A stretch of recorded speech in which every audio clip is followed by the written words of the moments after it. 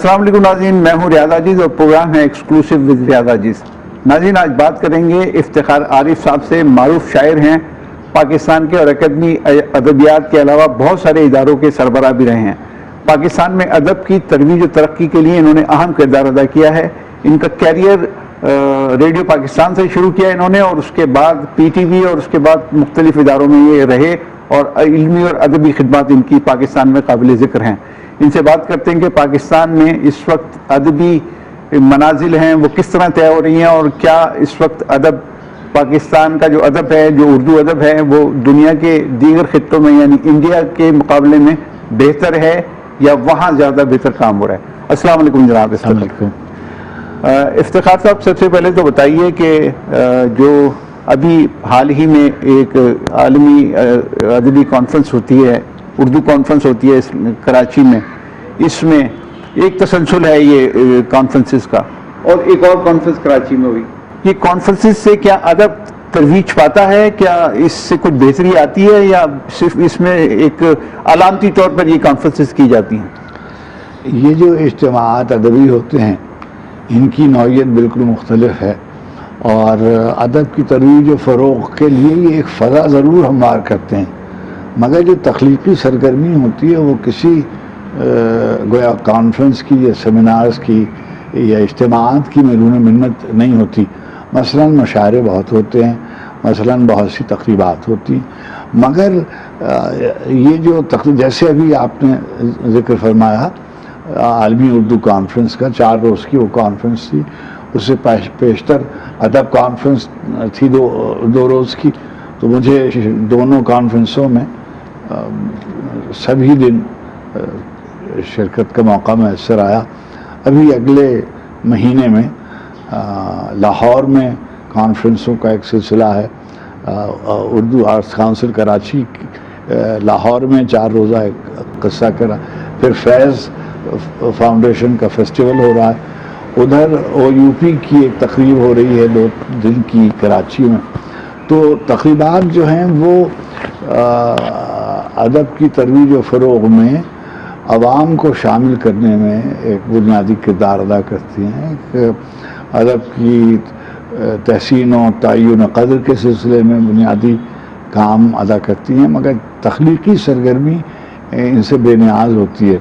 अच्छा, तख्लीकी अदब अगर पाकिस्तान में हो रहा है तो मैं अब शहरों की बात कर लूँ कि सबसे ज़्यादा कहाँ इसमें आपको ज़्यादा बेहतरी नज़र आती है, ज़्यादा तरक्की नज़र आती है? जी देखिए, पहले जो मराकज़ हैं ज़ाहिर है बड़े शहरों में दानिशगाहें ज़्यादा हैं, वहाँ पर आबादी ज़्यादा है, रसायल, अखबारात, मीडिया, ये सब ज़राए अबलाग़ आम्मा ज़्यादा हैं। तो जिन शहरों में ये ज़्यादा हैं वहाँ ज़्यादा अदब का चर्चा होता है। और मसलन लाहौर में, कराची में, इस्लामाबाद में। अब उसमें क्या होता है कि बाद औक़ात ऐसा होता है कि जैसे कराची है या जैसे इस वक्त इस्लामाबाद में एक ज़माना था कि जहाँ बहुत बड़े अफ़सानानिगार जो थे वो उनकी बड़ी तादाद यहाँ थी।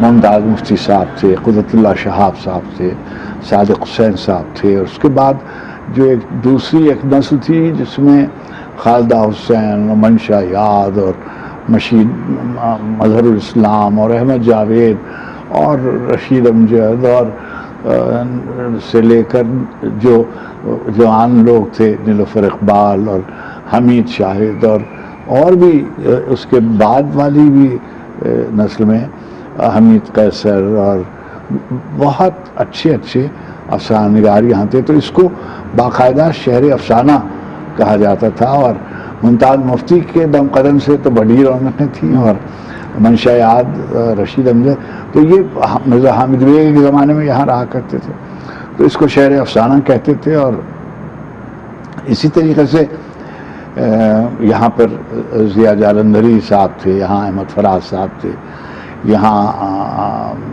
आफ्ताब इक़बाल शमीम हैं, यहाँ किशोर नाहिद हैं, नसीर अहमद नासिर हैं, मोहम्मद इजहारुल हक़ हैं और एहसान अकबर हैं, جلیل علی ہیں، حلیم قریشی صاحب ہیں، طارق نعیم، اختر عثمان، نوجوان حسن عباس مطلب یہ تو ایک رضا۔ لمبی فہرست ہے. جی ہاں. اچھا میں یہ پوچھنا چاہ رہا ہوں آپ سے کہ جو مزاحمتی ادب ہے اس کی آج کے دور میں کوئی اہمیت ہے؟ کیا آپ سمجھتے ہیں کہ آج ضرورت ہے مزاحمتی ادب کی؟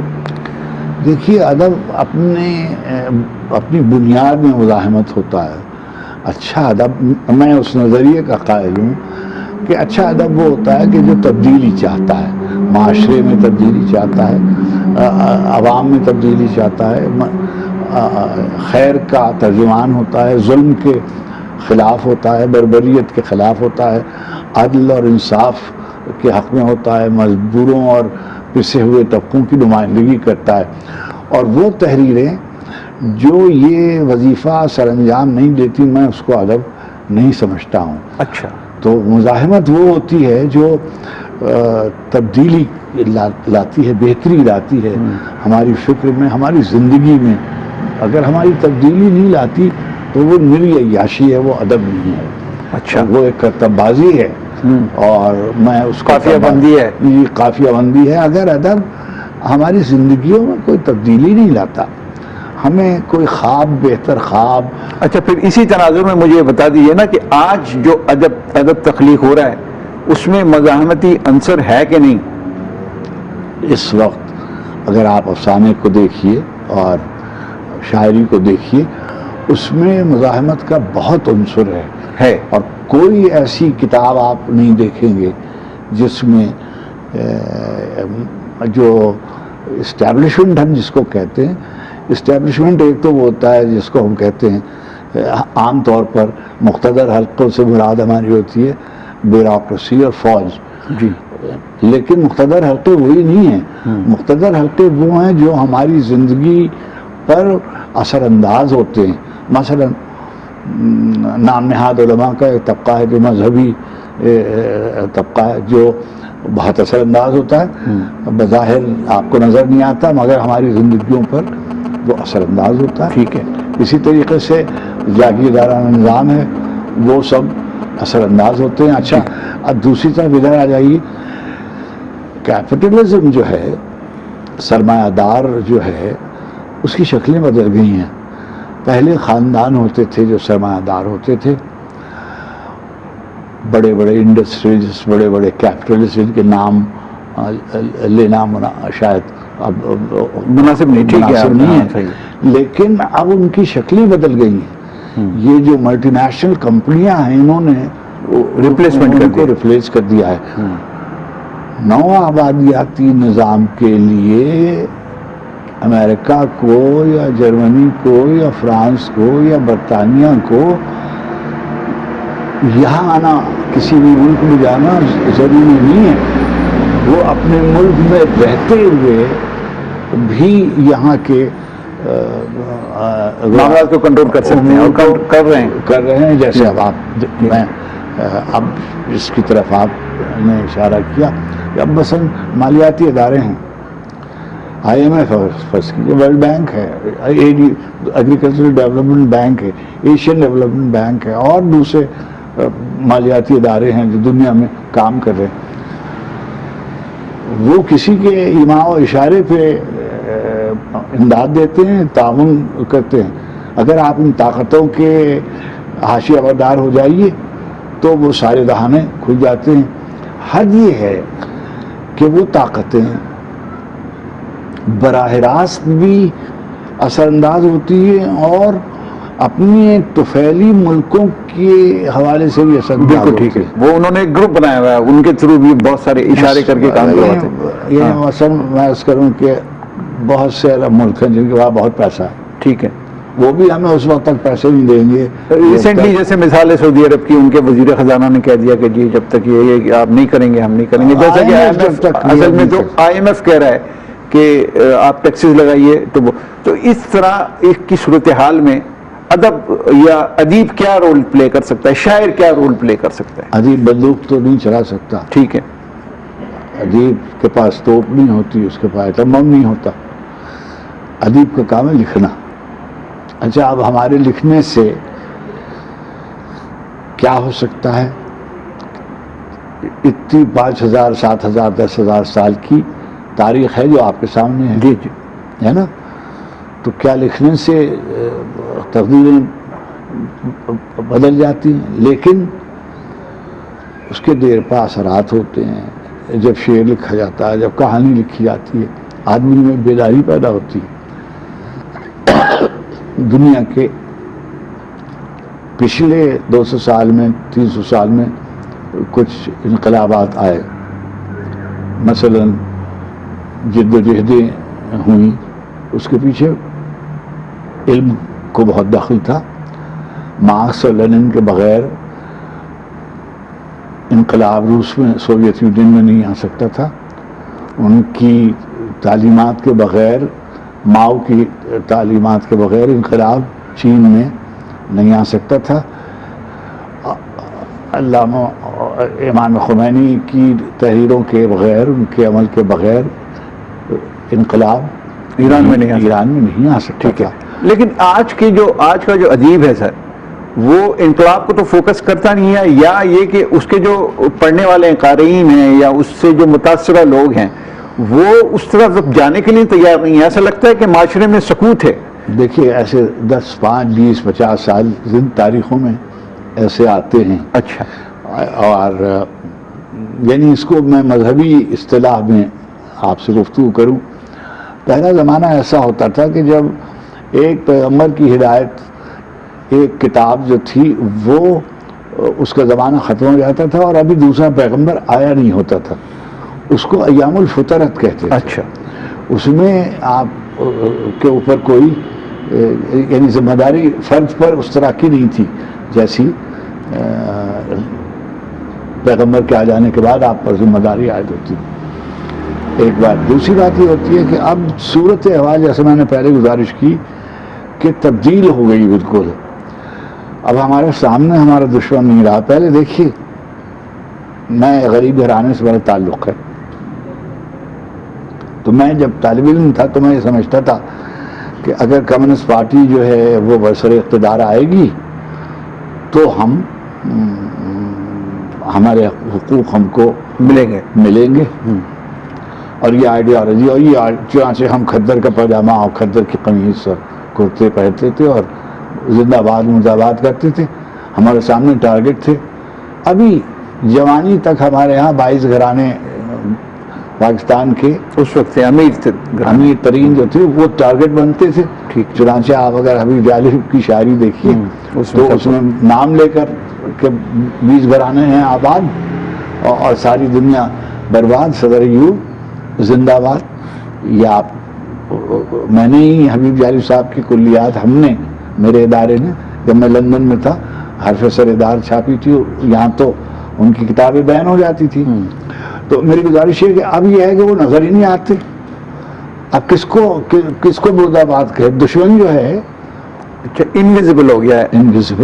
انویزیبل پاورز جو ہیں وہ نظر نہیں آ رہی ہیں. وہ اچھا ممکن ہے وہ ادھر بیٹھی ہوں سرحد کے کہیں. یہ آپ نہیں سمجھتے کہ معاشرے میں ایک مائنڈ چینج بھی آیا ہے، مائنڈ سیٹ جو بدلا ہے؟ یعنی نوجوانوں کا اب اس طرف کوئی رجحان بھی نہیں ہے، وہ ادب پڑھتے بھی نہیں ہے، ادب سے دلچسپی بھی نہیں رکھتے، اور یہ کہتے ہیں بیکار باتیں. دوسری جنگ عظیم کے بعد سرمایہ دارانہ قوتیں جو تھیں ایک نسخہ بیچنے پر میں کامیاب ہو گئی. اور وہ نسخہ کیا تھا کہ فرد کی آزادی. اچھا، فرد کی آزادی اور فرد کی آسودگی، کہ بس میں جو ہوں کامیاب ہوں. اچھا، اور کامیاب آدمی کون ہے؟ کامیاب آدمی وہ نہیں ہے کہ جو اپنے نظریے کے لیے کھڑا ہو کر 1 سال جیل کاٹ سکتا ہے. کامیاب آدمی وہ ہے جس کے پاس گاڑی ہے، جس کے پاس گھر ہے، جس کے بچے انگریزی اسکولوں میں پڑھتے ہیں، جن کے بچے، میں اکادمی ادبیات پاکستان کا سربراہ رہا، میں مقتدرہ قومی زبان کا سربراہ رہا. دونوں ادارے اس سڑک پر قائم ہیں جہاں انگریزی اسکولوں کی بہتات ہے، اور وہاں سویرے سے بچے کاروں میں اپنے ملازموں کے ساتھ آتے ہیں. یہ بڑی اہم بات آپ کہہ رہے وہ ہیں سر. کاریں کھڑی رہتی بڑی ہیں. اہم بات آپ کہہ رہے ہیں یہ اس لیے کہ یہ تو پورا سٹرکچر ہے نا, سوسائٹی کا پورا سٹرکچر ہے. جناب والا وہ کاریں کھڑی رہتی ہیں اور لنچ کے وقت اس میں سے ملازم برآمد ہوتا ہے اور وہ بچوں کو کھانا دیتا ہے, وہ اپنا کھانا کھاتے ہیں. برابر سے جو ٹیکسی والا گزرتا ہے وہ کہتا ہے کہ میں بھی, میرے بچے بھی ادھر کو پڑھیں اگر بیکن ہاؤس میں, اور تو وہ اپنی پونجی جو ہے وہ لگاتا انگریزی اسکولوں میں پڑھا دے بچے. چنانچہ نشوونما ہے خراب انگریزی جہاں اردو میں پڑھائی جاتی, ان بچوں کو نتیجہ کیا ہوتا ہے کہ اب ایسا میری درخواست آپ سے ہے کہ جو آدمی کار میں, ایک فاضل کار میں, یعنی ایک تو بزرگوں کے پاس ہوگی کار ایک یا دو, ایک فاضل کار میں سویرے پڑھنے آ رہا ہے اور اسی میں جا رہا ہے, زندگی کی جدوجہد میں کدھر شریک ہوگا؟ وہ اے لیول کرے گا اور سیدھا کسی امریکن, کسی انگلش, کسی فرانس, کسی ڈچ یونیورسٹی میں اپلائی کرے گا اور چلا جائے گا, اور پھر وہ واپس نہیں آئے گا. اگر آپ امریکہ تشریف لے جائیں اور آپ برطانیہ تشریف لے جائیں تو وہاں ایک جو مین پاور ہے ڈاکٹرز کی اور میڈیکل پریکٹیشنرز کی اور انجینئرز کی, آئی ٹی کے لوگوں کی, ان میں بیشتر لوگ جو ہیں وہ ہمارے ساؤتھ ایشیا کے لوگ ہیں اور ہندوستان کے اور پاکستان کے. اچھا اب کیا ہے کہ بوڑھے بہت ہو گئے ہیں امریکہ میں اور کینیڈا میں اور یورپ کے دوسرے ملکوں میں, بوڑھے بہت ہو گئے ہیں. یعنی جوانوں سے بوڑھوں کی تعداد زیادہ ہے. نہیں, یہ یہ اثر ہے. سبب کیا ہے کہ شادیاں کم کر رہے ہیں, بچے کم پیدا کر رہے ہیں, اچھا, کام کرنے کے لیے ان کو افرادی طاقت میسر نہیں ہے.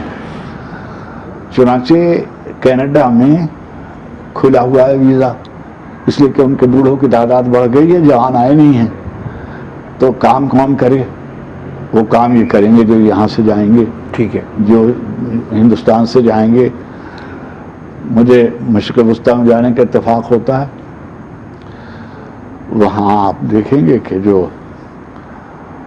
ہمارے جو بچے, نوجوان بچے ہیں, وہ بہت ہی مینول کام کرتے نظر آئیں گے, جھاڑو دیتے نظر آئیں گے, سیکورٹی کے کام کرتے نظر آئیں گے, چوکیداری کا کام کرتے نظر آئیں گے. سروس ڈپارٹمنٹ جن کو ہم کہتے ہیں پولائٹ زبان میں کہ سروس ڈپارٹمنٹ, ہندوستان کے جو لوگ ہیں وہ نظر آئیں گے آپ کو بینکنگ میں, فائنانس میں, وہ سب رن کرتے ہیں. جو پورا پیرافرنیلیا ہے وہ ان کا رن کیا ہوا ہے. نہیں تو اب میں اگر آپ سے سوال کروں کہ سر یہ تو صورتحال ہے اور اس میں یہ تو ریالٹی ہے نا کہ جس کو ہمیں تسلیم کر لینا چاہیے, لیکن میں پوچھ آپ سے یہ رہا ہوں کہ کیا ادب, آج کا ادب جو تخلیق کیا جا رہا ہے وہ اس صورتحال کو بدلنے میں کوئی کردار اگر ابھی ادا نہیں کر سکتا تو کیا 4 سال 6 سال کی 10 سال کے بعد کر سکتا ہے؟ فضا کریٹ کرے گا, فضا کریٹ کرے گا. دوسری بات یہ ہے کہ لٹریچر جو ہے اس پر بھی اثرات ہیں. مثلا یہ ایک اختلافی بات میں کر رہا ہوں کہ جو ہمارے ذہین بچے ہوتے ہیں وہ چلے جاتے ہیں سائنسز میں, ٹیکنالوجی میں, آئی ٹی میں. جو وہاں نہیں جا پاتے ان کی بیشتر جو ہمارے ہیومینٹیز کے بچے ہیں وہ بیشتر لوگ وہ ہیں جو ادھر نہیں جا سکتے. چنانچہ ان کو لگا دیا جاتا ہے اس کام پر کہ بھائی تو سوشل سائنسز میں چلا جا, تو صحافت میں چلا جا, تو اردو کا استاد ہو جا, ہے نا. چنانچہ آپ ان کو دیکھیے تو ان وہ لگے ہوئے ہیں, وہ لکھتے ہیں, اردو میں لکھتے ہیں. اچھا جو مقتدر حلقے ہیں وہ اردو سے بے نیاز ہے ڈیلیبریٹلی. اچھا ایک اور بات جو لینن نے کہی تھی کہ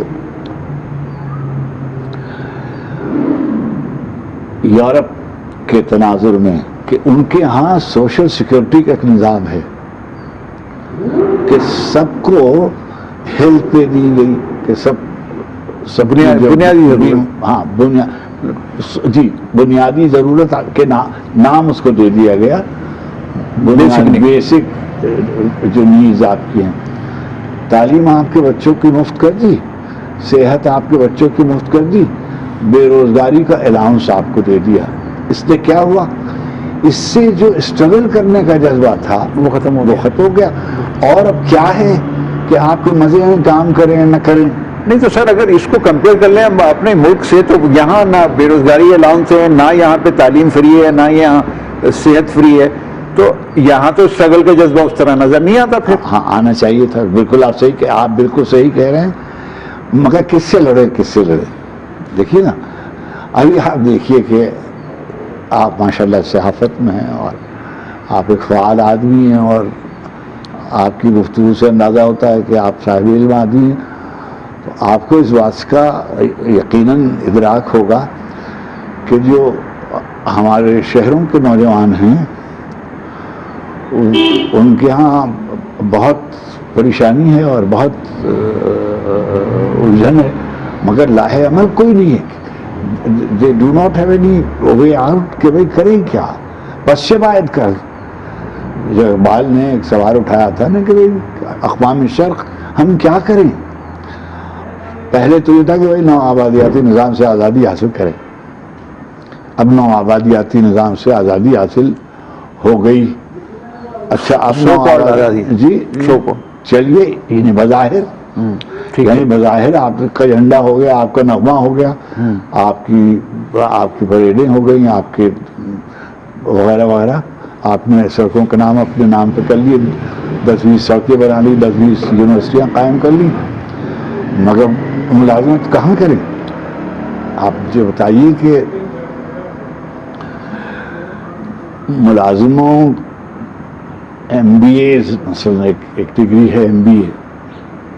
جس آدمی سے میرے بچپن میں یہ ہوتا تھا کہ ڈاکٹرز پڑھائے جاتے تھے کہ جو بچہ ڈاکٹر پڑھ لے گا تو ہی از اے شورٹ آف اے جاب. یہ جو انجینئرنگ میں کر لے گا تو یہ انجینئر ہو جائے.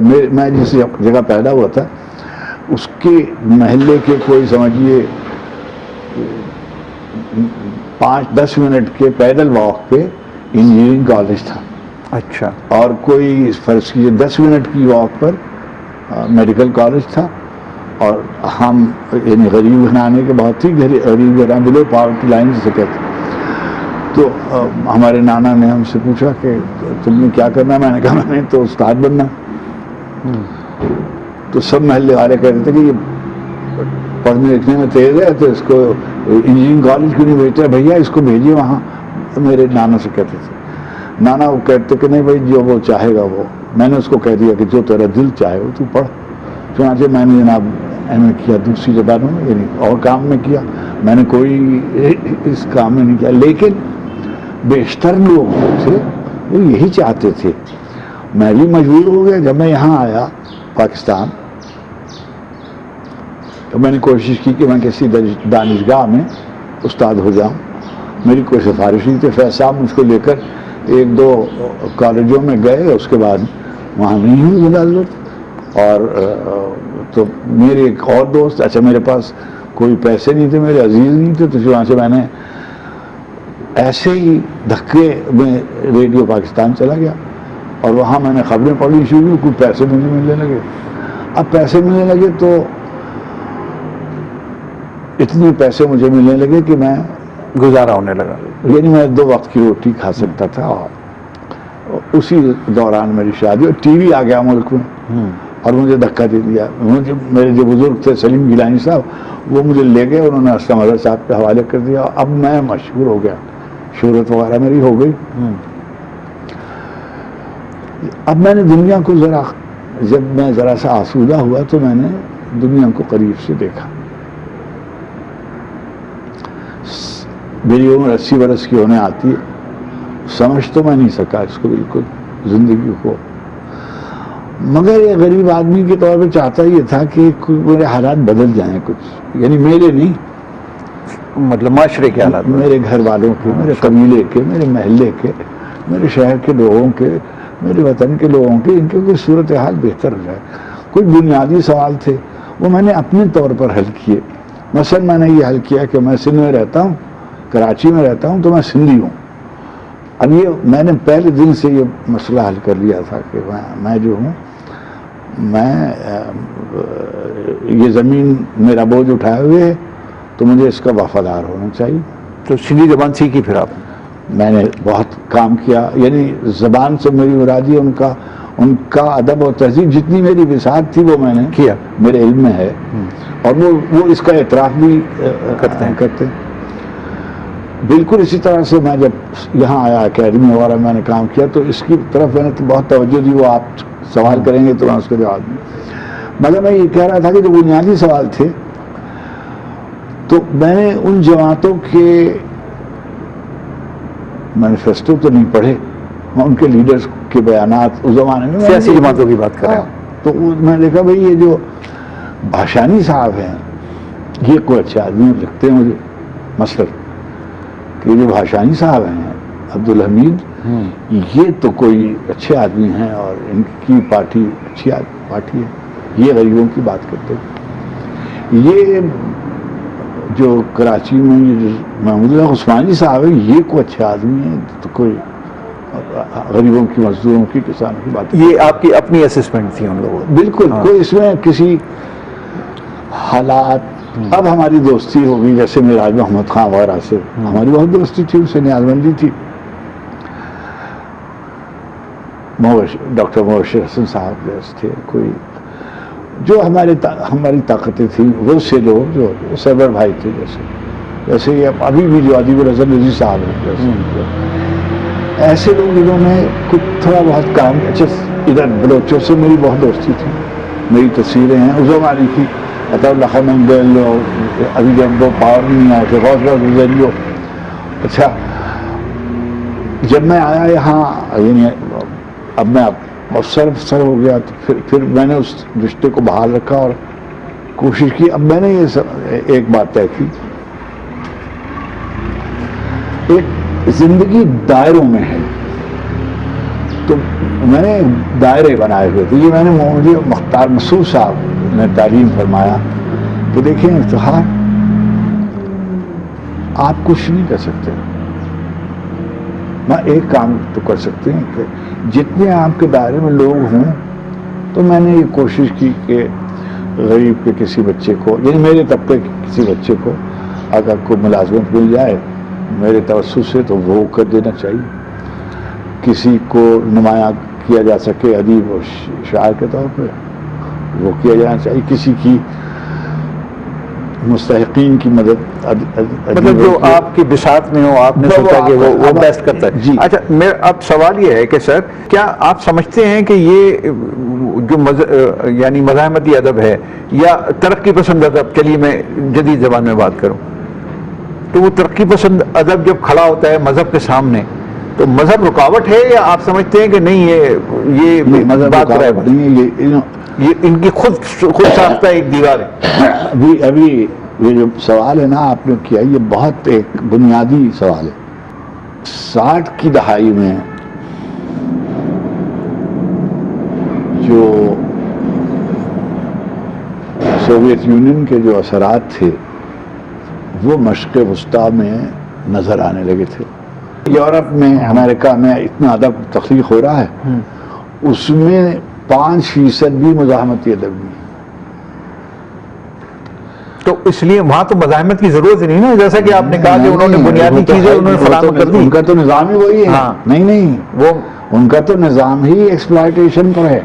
لیکن انہوں نے بنیادی چیزیں فراہم کر کے وہ ایکسپلائٹیشن کے خلاف جدوجہد کو ختم کر دیا. نہیں آپ نے کہا نا یہ ایک سازش ہے. ہاں یہ سازش ہے کہ ان کو آج ہی اخبار میں خبر چھپی ہے کہ دنیا کے 1% لوگوں کے پاس جتنا سرمایہ ہے وہ 99% لوگوں کے سرمایہ سے زیادہ ہے.